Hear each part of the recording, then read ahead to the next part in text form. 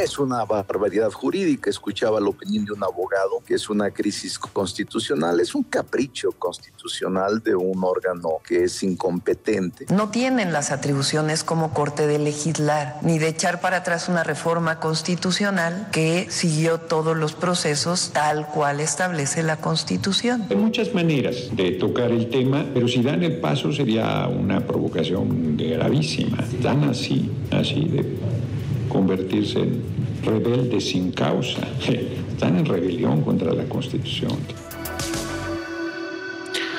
Bueno, pues así están estas voces el día de hoy alrededor de pues distintos temas, sobre todo lo que hablábamos el día de ayer, justamente minutos antes de entrar a este programa, se daba a conocer esta propuesta del ministro Juan Luis González Alcántara para que los ministros sí fueran electos por voto popular, pero se paraba y decía no a los jueces, no a los magistrados.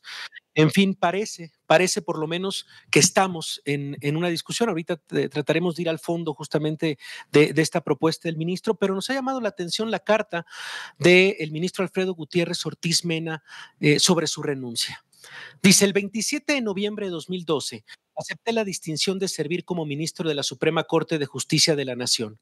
Desde el principio sabía que ser juez constitucional implicaba algo más que interpretar textos legales, implicaba mantener viva la promesa de justicia en un Estado democrático. La Constitución, al igual que el derecho, no es solo un conjunto de normas, sino una estructura de principios destinada a proteger a todos, especialmente a quienes carecen de voz o respaldo popular. Si hoy me enfrento a una reforma constitucional que acorte el mandato para el cual fui investido, se me presentan dos opciones: someterme a un proceso de elección popular o presentar mi renuncia. No me considero un candidato adecuado para un cargo que dependa del apoyo popular. Si bien mi trayectoria y capacidades me califican para la judicatura, es en esa labor para la que me siento más apto, donde la función no consiste en validar la voluntad de las mayorías, sino en resguardar los derechos de quienes más lo necesitan. Por ello, he decidido presentar mi renuncia y le agradezco que nos acompañe en la línea el doctor Pedro Salazar. Él es investigador del Instituto de Investigaciones Jurídicas de la UNAM. Pedro, qué gusto escucharte. Te saluda Javier Risco. Javier, muy buenas tardes. Muchas gracias por invitarme a tu programa. No, muchísimas gracias, Pedro, por acompañarnos. Pues un poco eso, la reflexión de... Me gustaría empezar con la carta del ministro Alfredo Gutiérrez Ortiz Mena y de saber, de alguna manera, vaya, ¿cuál es el planteamiento? ¿Qué te pareció cuando leíste esta carta directamente para el presidente de la mesa directiva de la Cámara de Senadores? Bueno, yo creo que es una buena puerta de entrada para esta plática. A ver, la Carta en realidad tiene un fundamento constitucional a la luz de la reforma constitucional recientemente aprobada. El artículo 7º, si no me equivoco, de esa reforma establece que hay un plazo, que sería en estos días, en este día, para que los ministros que quieran optar por la renuncia lo hagan, la presenten, y de esa manera ya no serían aptos para concursar en los procesos, populares para elección de quienes integrarán la Corte a partir del 2025, a partir de agosto de 2025.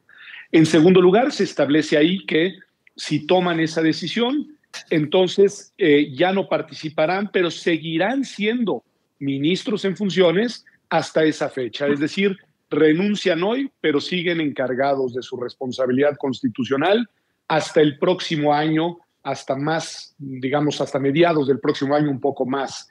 Y eso es importante porque quiere decir que en los próximos meses y en estos mismos momentos siguen teniendo función de ministros y siguen tomando decisiones, pues, como tales, ¿no?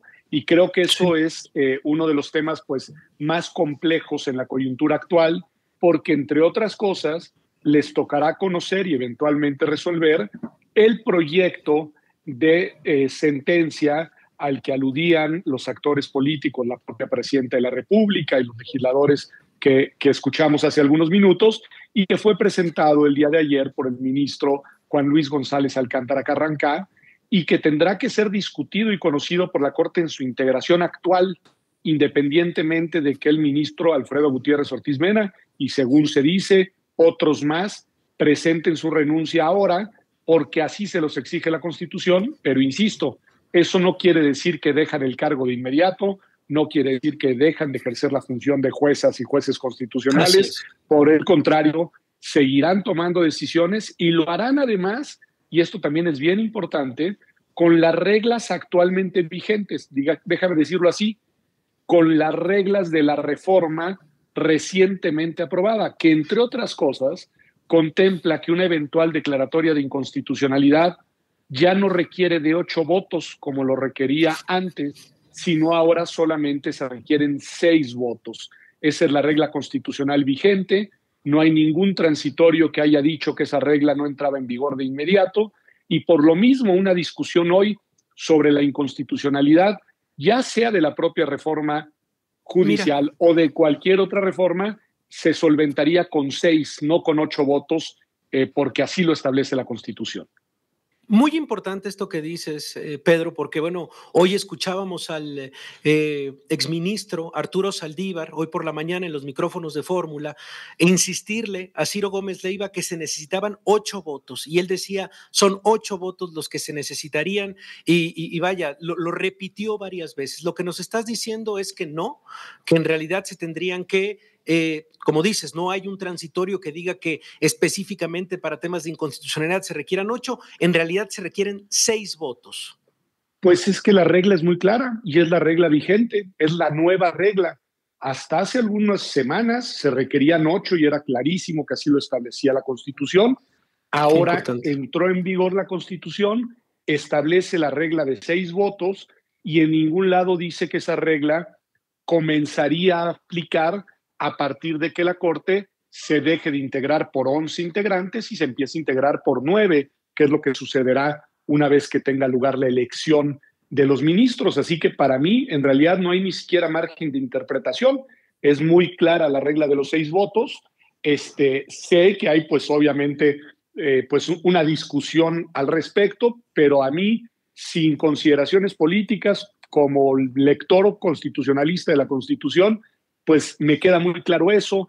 Además, hay que decirlo, es una regla que no propone invalidar el proyecto del ministro González Alcántara, así que además sería una regla que mantendría su vigor, porque como ya lo decías, entre otras cosas, él propone que a los ministros de la Corte, a los integrantes del Tribunal Electoral y a los integrantes del nuevo, porque todavía no existía, Tribunal de Disciplina Judicial, sí se les elija mediante voto popular. Es decir, ahí dice, esa parte quedaría intocada de la reforma constitucional, y lo que él propone es que eso no valga para jueces, magistrados, ni tampoco para la integración de los poderes judiciales estatales.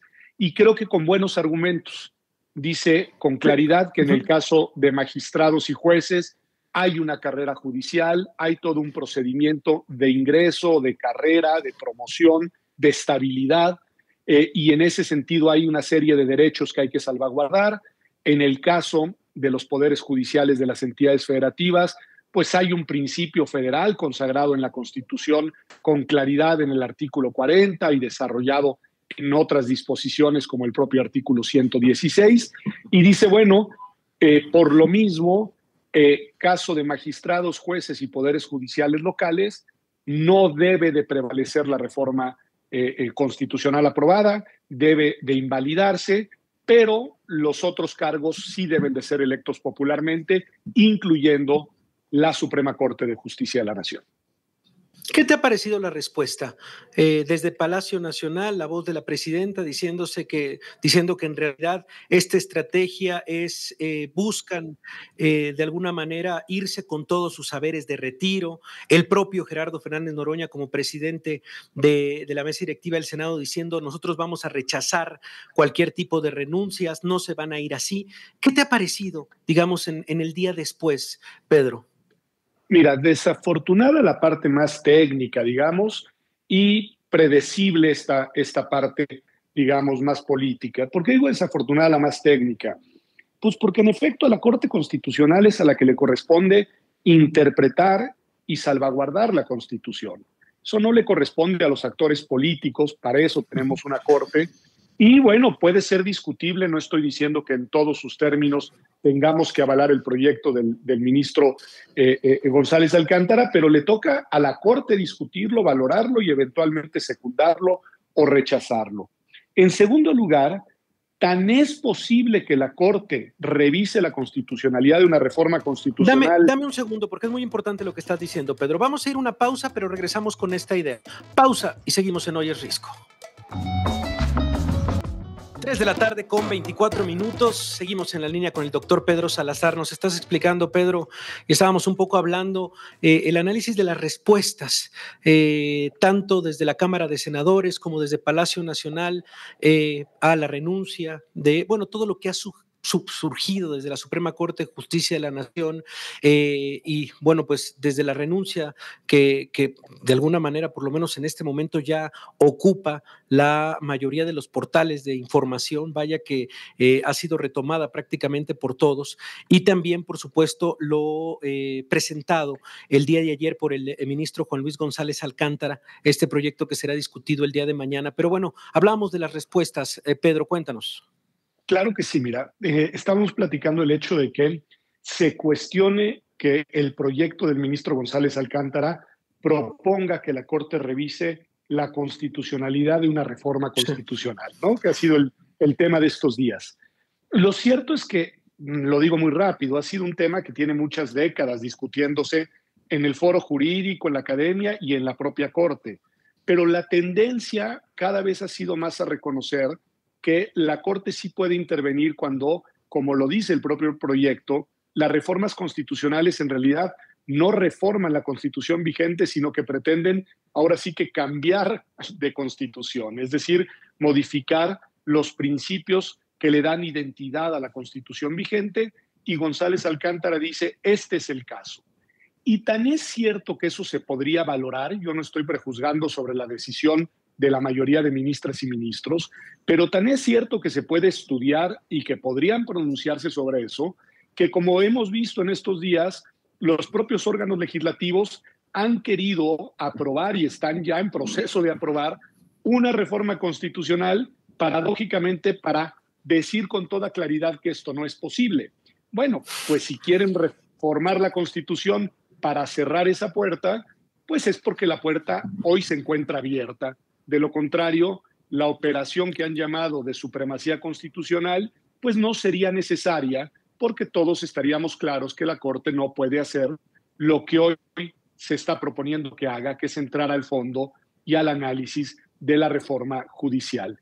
Te decía que por el otro lado, las reacciones que tienen que ver con la valoración de la renuncia presentada por el ministro Alfredo Gutiérrez Ortiz Mena y posiblemente por la que se presentará por otras ministras y ministros, pues es una reacción desafortunada, porque el supuesto que establece los plazos, los términos y las consecuencias de esas reformas acaba de ser aprobado por la propia mayoría legislativa que reformó la Constitución en la propia reforma judicial.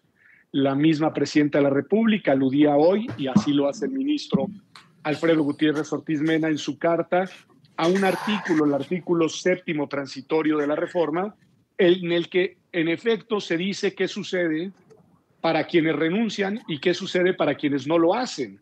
Entonces, las consecuencias que tendrían las renuncias que se están presentando fueron aprobadas por los propios legisladores, votadas por esta mayoría y pues impulsada por ellos mismos. Entonces, desconocer los efectos de las renuncias pues es desconocer su propia reforma constitucional, lo cual ya me parece que nos coloca, digamos, en un terreno pues muy difícil de analizar jurídicamente. Políticamente, pues quienes hagan análisis político, que nos digan lo que nos quieran decir, pero jurídicamente me parece que nos coloca en un lugar de, digamos, de sinsentido constitucional. Así de claro. De verdad, doctor, muchísimas gracias por la claridad, también siempre con la precisión de las palabras. Gracias por esta explicación. Te mando un abrazo, Pedro, Javier, y gracias por acompañarnos esta tarde. Gracias por invitarme y muy buenas tardes a ti y a tu auditorio. Hasta pronto. Es el doctor Pedro Salazar, es investigador del Instituto de Investigaciones Jurídicas de la UNAM, con este análisis jurídico específicamente. Dice, yo no me meto en temas de política, yo no soy un analista político, soy un analista jurídico, y tanto las respuestas desde Palacio Nacional como desde la mesa directiva del Senado, la presidencia directiva del Senado, dice, se pueden leer solo en esta clave política nada más, pero sin un sustento jurídico que ellos mismos ponen las reglas, ponen el juego y, bueno, pues dan este tipo de bandazos también y de ocurrencias de un día a otro. Así están las cosas, de verdad, increíble en el Senado de la República y por supuesto también lo que sucede en la Suprema Corte. Vamos a lo que sigue.